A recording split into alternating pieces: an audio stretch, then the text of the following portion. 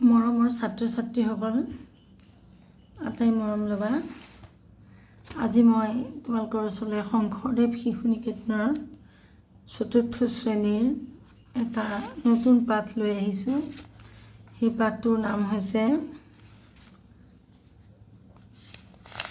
हमारे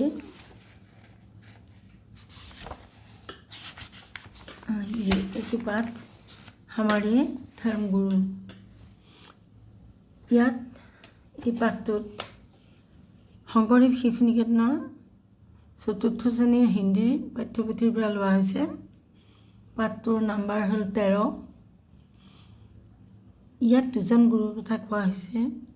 এজন হৈছে গুৰু নানক দেৱ আৰু আনজন হৈছে শ্ৰী শংকৰদেৱ। এতিয়া প্ৰথমতে আমি পাঠটো পঢ়ি যাওঁ। তাৰপিছত আমি পঢ়ি যাওঁতে কিছু কথা আলোচনা কৰিম। তাৰপিছত পাঠটোৰ প্ৰশ্নোত্তৰখিনি আমি চাম। আহাচোন তেনেহ'লে সময় পলম নকৰি আমি পাঠটো আৰম্ভ কৰোঁ। हमारे धर्मगुरु गुरु नानक देव। गुरु नानक का जन्म ननकाना साहिब में हुआ। गुरु नानक का जन्म ननकाना साहिब में हुआ। वे सिखों के प्रथम गुरु थे। उन्होंने सिख जाति और धर्म का प्रसार किया। वे सिखों के प्रथम गुरु थे। उन्होंने सिख जाति और धर्म का प्रसार किया। इनके पिता जाति से क्षत्रिय थे और व्यापार करते थे। इनके पिता जाति से क्षत्रिय थे और व्यापार करते थे। नानक जी को छोटी अवस्था से ही सोच विचार में ध्यान रहता था। नानक जी को छोटी अवस्था से ही सोच विचार में ध्यान रहता था। सारे काम अच्छी तरह सोचकर करते थे। जब वे बड़े हुए तो उनका मन किसी का काम में नहीं लगता था। जब वे बड़े हुए तो इनका मन किसी काम में नहीं लगता था। उनको जो मिलता था वह गरीबों में बांट देते थे। उनको जो मिलता था वह गरीबों में बांट देते थे। जब वे युवा हुए तो उन्होंने घर छोड़ दिया और संत बन गए। जब वे युवा हुए तो उन्होंने घर छोड़ दिया और संत बन गए। वे देश भर में घूम घूम कर उपदेश देने लगे। वे देश भर में घूम घूम कर उपदेश देने लगे। उनका कहना था सबका ईश्वर एक है। गुरु नानक जी ने सिख धर्म की नींव डाली। गुरु नानक जी ने सिख धर्म की नींव डाली। सिख धर्म को सारे विश्व में फैलाया। उन्होंने गुरु ग्रंथ साहब लिखा। सिख धर्म को सारे विश्व में फैलाया। उन्होंने गुरु ग्रंथ साहब लिखा। नानक जी कहते थे जो जैसा काम करेगा वैसा फल पाएगा। नानक जी कहते थे जो जैसा काम करेगा वैसा फल पाएगा। এতিয়া তোমালোকৰ এইখিনিতে এটা কথা আহে। তোমাক যদি কোনোবাই গুৰু নানকৰ বিষয়ে হিন্দীত দুটামান বাক্য ক'বলৈ দিয়ে বা লিখিবলৈ দিয়ে তেতিয়াহ'লে মই আণ্ডাৰলাইন কৰাই দিয়া লাইনকেইটা লিখিলেই যথেষ্ট হ'ব। চোৱা गुरु नानक मैं अंडरलाइन कर तुम जाबा। गुरु नानक जी का जन्म नानकाना साहिब में हुआ। वे सिखों के प्रथम गुरु थे। उन्होंने सिख जाति और धर्म का प्रसार किया। तारपिছত यार लगते लिखिबा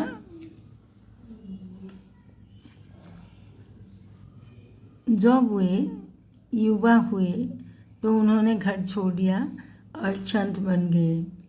वे देश भर में घूम घूम कर उपदेश देने लगे। उनका कहना था कि ईश्वर सबका ईश्वर एक है।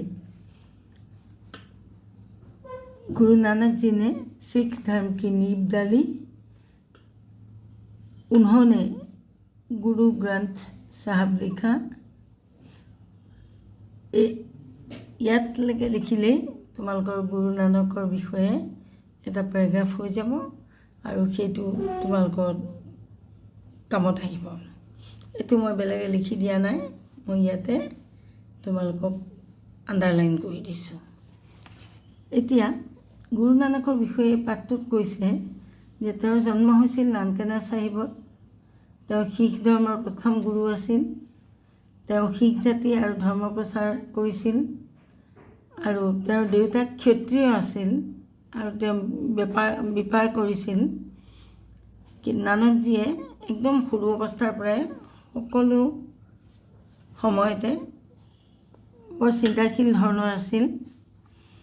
তেওঁ যিকোনো কামেই খুব ভালদৰে ভাবি চিন্তি চাইহে কৰিছিল। যেতিয়া তেওঁ ডাঙৰ হ'ল তেতিয়া তেওঁৰ কোনো কামতে মন নালাগিল আৰু তেওঁ যিখিনি তেওঁ পাইছিল কোনোবাই দিয়া বা যেনেকৈ যি বস্তুৱে পায় সেইবিলাক সদায় দুখীয়া মানুহৰ মাজত বিলাই দিছিল। যেতিয়া তেওঁ ডেকা হ'ল তেতিয়া তেওঁ ঘৰ এৰি গ'ল আৰু সাধু হৈ গ'ল। সাধু মানে সন্যাসী। তাৰপিছত গোটেই দেশখন মানে ভাৰতবৰ্ষখন ঘূৰি ঘূৰি তেওঁ মানুহক উপদেশ দিবলৈ লাগিলে। তেওঁ কৈছিল যে ঈশ্বৰ এজনেই আৰু তেওঁ শিখ ধৰ্মৰ প্ৰতিষ্ঠা কৰিছিল। শিখ ধৰ্ম প্ৰথম আৰম্ভণি কৰা মানুহজন হ'ল গুৰু নানকজী মহাপুৰুষজন। আৰু তেওঁ গোটেই বিশ্বত গোটেই পৃথিৱীত শিখ ধৰ্ম প্ৰচাৰ কৰিছিল। তেওঁ গুৰু গ্ৰন্থ চাহাব নামৰ এখন পুথি লিখিছিল যিখন শিখ ধৰ্মৰ ধৰ্মগ্ৰন্থ বুলি এতিয়াও শিখসকলে ভাবে বা স্বীকাৰ কৰে। নানকৰ মতে যেনেকুৱা কাম কৰিব তেনেকুৱা ফল পায়। এতিয়া ইয়াৰ পিছৰ পাঠটোত আমি শ্ৰী শংকৰদেৱৰ বিষয়ে পাইছোঁ।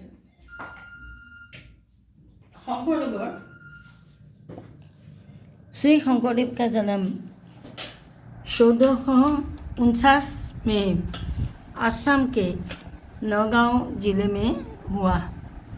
श्री शंकरदेवर जन्म 1449 চনত অসমৰ নগাঁও জিলাত হৈছিল। वे बरदुआ आलीपुखुरी के रहने वाले थे। তেওঁ বৰদুৱাৰ আলীপুখুৰী নামৰ গাঁৱত বাস কৰিছিল। उन्होंने असम में वैष्णव धर्म का प्रसार किया था। श्री शंकरदेव का जन्म सन 1449 में असम के नगाँव जिले में हुआ। वे बरदुआ आलीपुखुरी के रहने वाले थे। उन्होंने असम में वैष्णव धर्म का प्रसार किया था। श्री शंकरदेव सत्य और अहिंसा के उपासक थे। वे हिंदू मुस्लिम सभी को ईश्वर की संतान मानते थे। श्री शंकरदेव निपुण कवि थे। उनकी कविताएं बड़े चाव से गाई जाती हैं तथा सभी अनुयायी उनकी पुण्यतिथि पर पूजा करते हैं। এতিয়া শ্ৰী শংকৰদেৱৰ বিষয়ে ইয়াত কিছু কথা দিয়া আছে, তেনে অলপ কথা দিয়া আছে। শ্ৰী শংকৰদেৱৰ জন্ম 1449 চনত বৰদুৱাৰ জিলাৰ অসমৰ নগাঁও জিলাৰ বৰদুৱাৰ আলীপুখুৰী গাঁৱত হৈছিল। তেওঁ শ্ৰী শংকৰদেৱৰ জন্ম অসমৰ নগাঁও জিলাত হৈছিল। তেওঁ বৰদোৱাৰ আলিপুখুৰীৰ বাসিন্দা আছিল আৰু তেওঁ অসমত বৈষ্ণৱ ধৰ্ম প্ৰচাৰ কৰিছিল। শ্ৰী শংকৰদেৱ সত্য আৰু অহিংসাৰ উপাসক আছিল, অৰ্থাৎ তেওঁ সত্য আৰু অহিংসাৰ পথ সমৰ্থন কৰিছিল। হিন্দু মুছলিম সকলো এজন ঈশ্বৰৰে সন্তান বুলি তেওঁ গণ্য কৰিছিল আৰু তেওঁ বৰ ডাঙৰ এজন নিপুণ কবি আছিল। শ্ৰী শংকৰদেৱ এজন নিপুণ কবি আছিল। তেওঁৰ কবিতাবিলাক বৰ ভক্তিভাৱেৰে মানুহে পাঠ কৰে আৰু তেওঁৰ সকলো অনুগামীয়ে তেওঁক তেওঁৰ পুণ্যতিথিত অৰ্থাৎ মৃত্যু দিৱসত পূজা কৰে। এতিয়া শ্ৰী শংকৰদেৱৰ বিষয়ে মই অকণমান বঢ়াই কওঁ তোমালোকক। শ্ৰী শংকৰদেৱ তোমালোকে জানি থোৱা ভাল।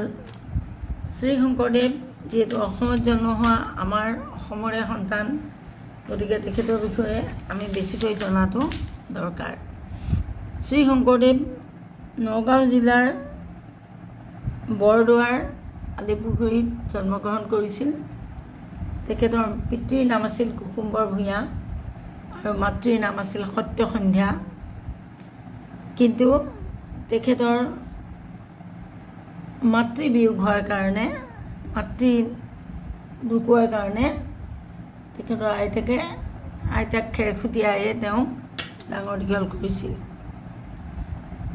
শ্ৰী শংকৰদেৱ বহুত দিনলৈকে বিদ্যালয়লৈ যোৱা নাছিল। বহুত বছৰ, বোধকৰোঁ 12 বছৰমান বয়সতে তেওঁ প্ৰথম মহেন্দ্ৰ কন্দলী নামৰ এজন অধ্যাপকৰ বিদ্যালয়লৈ গৈছিল। টোল আছিল এখন, সেই টোলখনত তেওঁ বিদ্যা লাভ কৰিবলৈ গৈছিল আৰু প্ৰথম বিদ্যা লাভ কৰিবলৈ গৈয়েই তেওঁ আকাৰ ইকাৰ নথকা কেৱল আখৰখিনি শিকোঁতেই এটা কবিতা লিখিছিল, যিটোত কোনো আকাৰ ইকাৰ হস্ৰইকাৰ দীৰ্ঘইকাৰ একো নাই। সেই কবিতাটো তোমালোকে নিশ্চয় জানা। কৰতল কমল কমল দল নয়ন ভৱদৱ দহন গহনা বনশয়ন, এনেকৈ এটা কবিতা আছে। সেই কবিতাটোতে শংকৰদেৱৰ কিমান জ্ঞান, শংকৰদেৱ যে অলপ বেলেগ আনবোৰ শিশুতকৈ, সেই কথা মহেন্দ্ৰ কন্দলীদেৱে গম পাই গৈছিল। তেওঁ কেৱল সেয়াই নহয়, তেওঁ খুব সাহসী আৰু শক্তিবান আছিল। বাৰিষা কালত ব্ৰহ্মপুত্ৰ সাঁতুৰি পাৰ হৈছিল। ষাঁড় গৰুক শিঙত ধৰি ষাঁড় গৰুৰ সৈতে যুঁজি ষাঁড় গৰুক হৰুৱাইছিল। গতিকে তেওঁ বেছ স্বাস্থ্যৱান আছিল। শংকৰদেৱ যেতিয়া ডাঙৰ হ'ল, তেওঁ ডাঙৰ হৈ অসমত বৈষ্ণৱ ধৰ্ম প্ৰচাৰ কৰিলে। অসমত কিয় বৈষ্ণৱ ধৰ্ম প্ৰচাৰ কৰিলে তাৰো এটা কথা আছে। সেইখিনি সময়ত অসমৰ মানুহবোৰ বহুত দেৱ দেৱী বহুত পূজা কৰিছিল। গছ গছনি শিল এটা পালে তাকো পূজা কৰিছিল। গতিকে মানুহবোৰৰ মাজত অন্যায় অত্যাচাৰ আছিল। ইজনে সিজনক বিনা কাৰণতে মাৰপিট কৰিছিল। এই গোটেইবোৰ দেখি শুনি শংকৰদেৱৰ মনটো বেয়া লাগিছিল।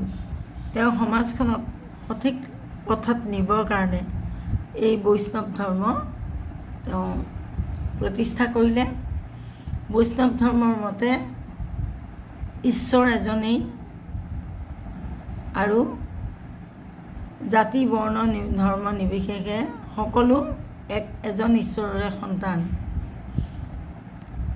এনেদৰে তেওঁ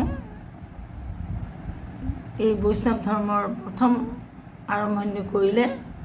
ঠিক তেনেতে তেওঁৰ লগত লগ লাগিলহি মাধৱদেৱ।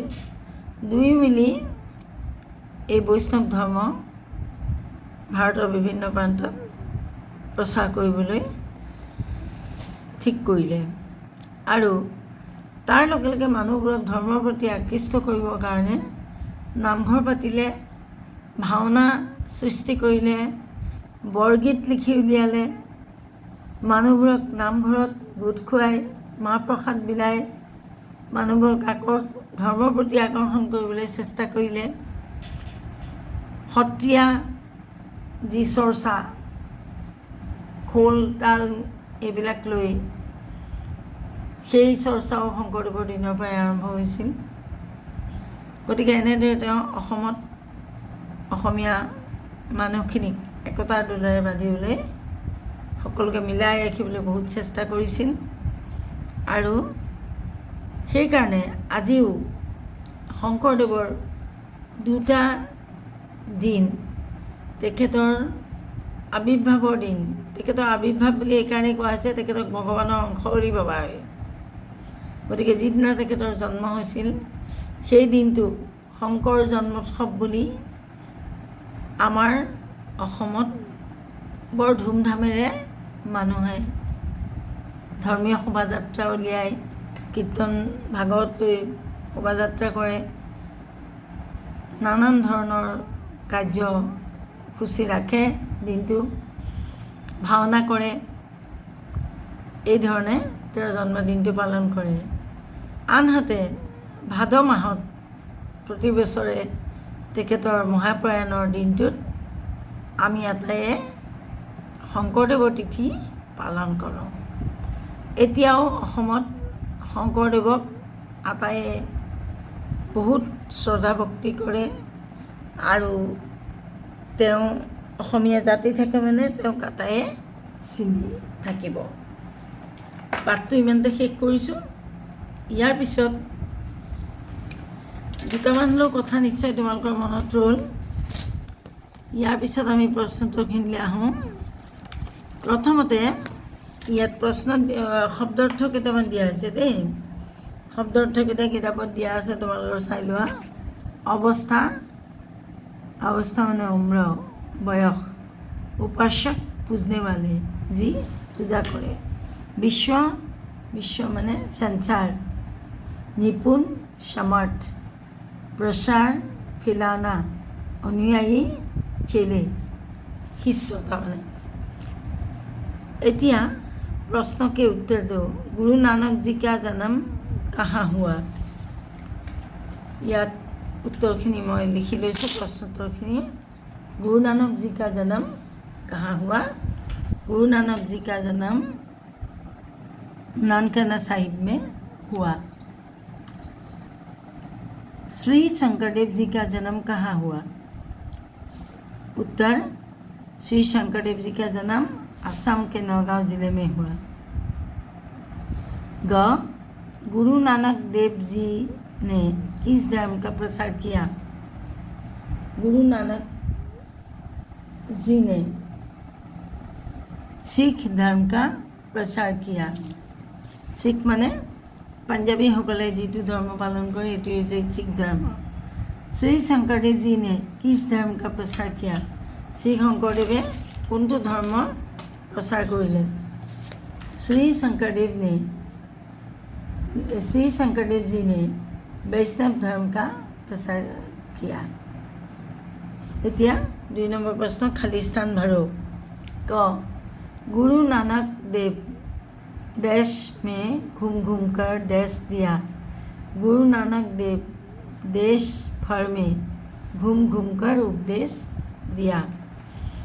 ख, जो जैसा काम करेगा ऐसा फल पाएगा। 2 নম্বৰটো আছে जो, जोर পিছত আণ্ডাৰলাইনটো আছে আৰু जो, जो जैसा काम, এইখিনিতে আণ্ডাৰলাইন, काम करेगा वैसा फल पाएगा। যি যেনেকুৱা কাম কৰিব তেনেকুৱা ফল পাব। তাৰপিছতো गुरु नानक जी ने लिखा, गुरु ग्रंथ साहब लिखा। गुरु ग्रंथ साहब लिखा। श्री शंकरदेव ने देश धर्म का प्रसार किया। श्री शंकरदेव ने वैष्णव धर्म का प्रसार किया। अंग श्री शंकरदेव डैश और डैश के उपासक थे। श्री शंकरदेव सत्य और अहिंसा के उपासक थे। এতিয়া 3 নম্বৰ प्रश्न हाँ सही पर राइट चिन्ह और गलत पर क्रॉस चिन्ह लगाओ। श्री शंकरदेव सबको ईश्वर की संतान मानते थे। सही है ये राइट। श्री शंकरदेवे सकलोके ईश्वৰৰ सन्तान বুলি ভাবিছিল। राइट। श्री शंकरदेव ने शिव धर्म का प्रचार किया। श्री शंकरदेवे सिख धर्म प्रचार करिছিল। भूल। गुरु नानक देव कहते थे सबका ईश्वर एक है। राइट। तार पिছত आहिले पढ़ो समझो और लिखो। पढ़ा बुझा और लिखा। এতিয়া চোৱা এইটো बहुत बहुत लिखा আছে कम তাৰমানে बहुतर विपरीत शब्द लिखिছে कम। तो लंबा छोटा लंबा तो छोटा। তাৰপিছত भला पूरा पूरा बुरा पूरा माने बेया भला माने ভাল बुरा माने बेया। यार पिছত पढ़ो और याद करो रखो। पखवाड़ा पखवाड़ा माने অসমীয়াত আমি ইয়াক কি কওঁ পখেক। কি বুলি কম প খে ক पखेक। सप्ताह 7 दिन का पखेक किसको कहते हैं 15 दिन का समय 15 दिनक पखेक बोली कय। सप्ताह सप्ताह 7 दिन का समय सप्ताह तो आमी অসমীয়াত কি বুলি কওঁ सप्ताह। माह माहे को आमी 30 বা 31 दिन का समय। वर्ष माने बर्ष বা बছर बছर বা बर्ष।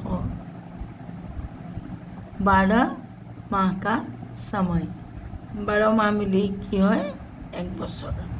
এতিয়া এইকেইটা মুখস্থ কৰিবা শিকিবা এইকেইটা আৰু প্ৰশ্ন উত্তৰখিনি চাবা। পাঠটো বাৰে বাৰে ঘূৰাই ঘূৰাই পঢ়িবা যেহেতু হিন্দী মাতৃভাষা নহয় ৰাষ্ট্ৰভাষা গতিকে তাক ভালকৈ পঢ়া দৰকাৰ। আজিলৈ ইমানতে এৰিছোঁ। আটাইকে পুনৰ মৰম দিলোঁ। আটাই ভালকৈ পঢ়া শুনা কৰিবা। আকৌ কোনোবা দিনা ঘুপুংকৈ আহি তোমালোকৰ পৰীক্ষাটো পাই যাবহি। গতিকে এতিয়াৰ পৰা ভালকৈ পঢ়িলে পৰীক্ষাটো ভাল হ'ব। পৰীক্ষাৰ সময়ত কষ্ট কম হ'ব। ঠিক আছে ৰাখিছোঁ এতিয়া।